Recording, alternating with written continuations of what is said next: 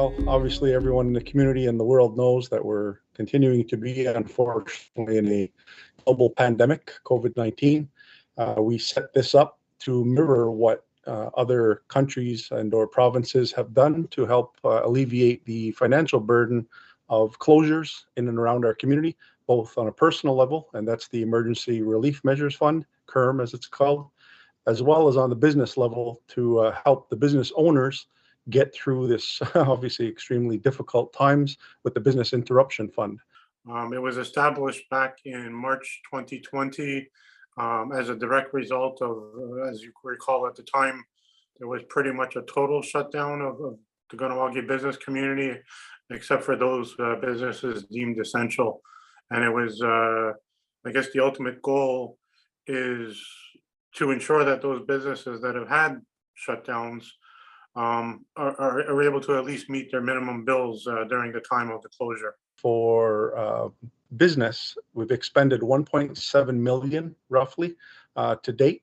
And that covers everything, again, like I said, Business Interruption Fund, because of the closures, for capital, as well as ensuring that they have access to monies and funds to reestablish their business, because say for restaurants, for example, who are closed for a long period of time, their stock doesn't last forever, so they had to restock and what have you, as well as set up. And on the Emergency Relief Measures Fund on a personal level, we've expended right now 12.7 million. Emergency Relief Measures Fund, it's our client-based services office that I have to say has done a phenomenal job in not only doing their own work, but doing and being responsible for the administration of this. We've been working with the task force and the situations of the pandemic since the beginning. We've been modifying policy as we go through to accommodate the first wave, the second wave. As we've gone along, we've modified as needed by the community. So this was essentially just the fund that would support and go hand in hand with the task force directives of closing businesses. Essentially, the people who were covered were the people who don't have access to EI, don't have access to any of those security nets from their employers on the territory, but who also have for CERB, if they weren't entitled to CERB, then they would look to coming onto this fund. In January, with the last directives for closure, we had about 100 people return to individual benefits.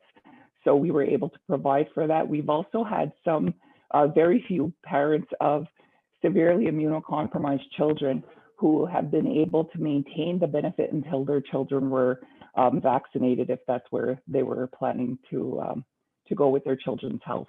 The group that works at CBS is just exceptionally committed to the community. People were working evenings and weekends to make sure that people received their benefits as soon as possible. The team was just willing to do whatever needed to get done so that people could be properly supported. So in closing, I'd just like to thank Kahnawake for being patient with us and the administrative bodies that have helped get us through this. Obviously, it's an extremely difficult time. We hope you are safe and remain well, and we hope you all the best for 2022 and beyond. Yaongoa.